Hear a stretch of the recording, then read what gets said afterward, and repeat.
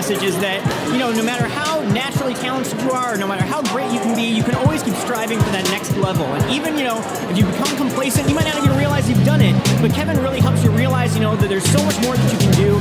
If you take a step back, really reevaluate what you're doing and what you're not doing, you can take it to the next level.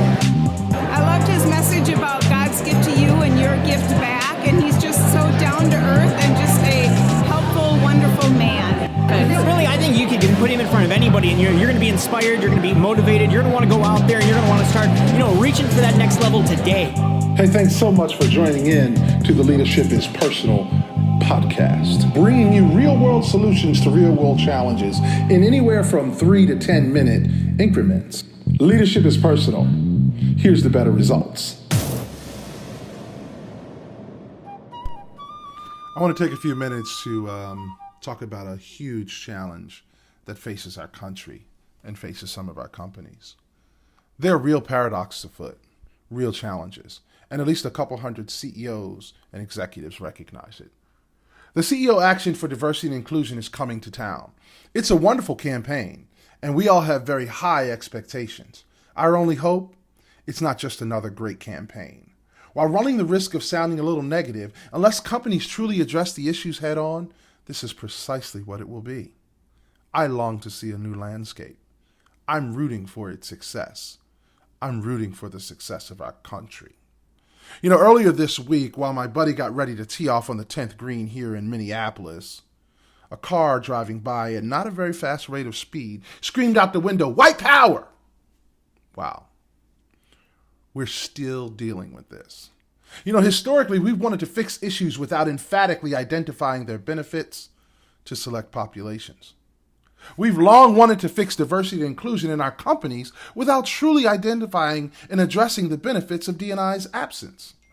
We wish to fix the income disparity issues for women, though it'll take over a century and a half based on the widely held projected finish line from the current remedy methodology. That's right, a century and a half based on how we're choosing to solve for it today. To get to a point where being a man doesn't matter, we have to acknowledge where it does. To arrive at a place where race doesn't matter, we have to acknowledge emphatically where it does. And that's the hard part. Unlike the airline industry, our businesses have yet to address problems of this magnitude in a black box thinking way.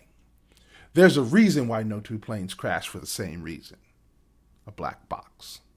In an attempt to minimize risk, blame, and legality, companies address issues without identifying them directly.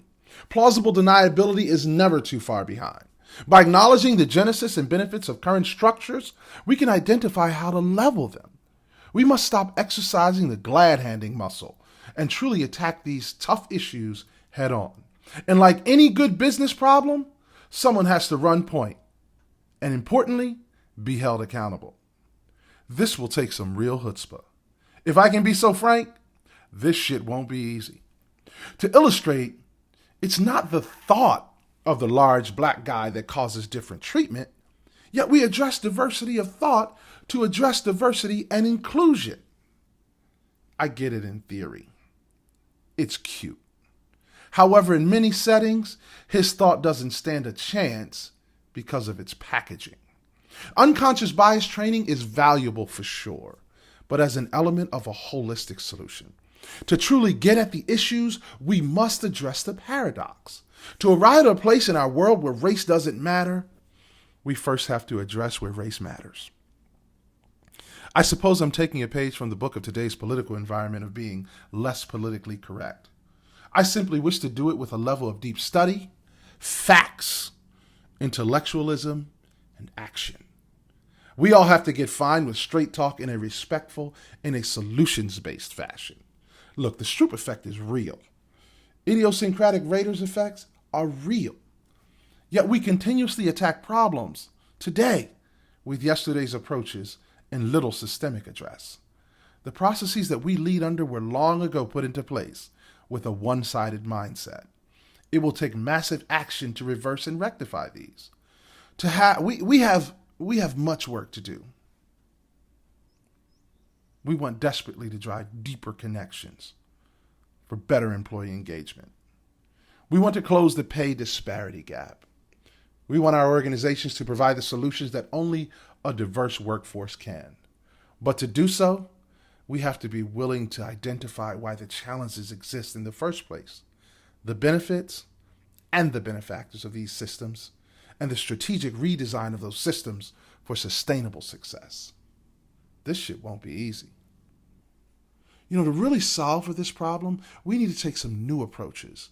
And the interesting thing is, the young folks, I mean the really young folks, the teenagers, the Gen Zers, they're requiring it.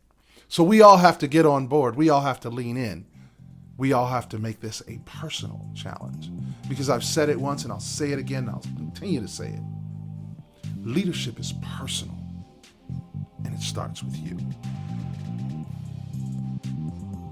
If you join us here each and every week, you'll get a tidbit of information and insight that'll help you be the best version of yourself. Come back next week. Be sure to join us on Facebook within the Facebook group. Check us out on Twitter and on Instagram. Kevin D. Wright. Look us up. Check us out. Link to us online. Love to hear from you. Unlike some of the other podcasts, I want to hear directly from you, and I will answer your question. There's no question too tough, so together we can solve it. Stop back and tell a friend. Leadership is personal. Here's the better results.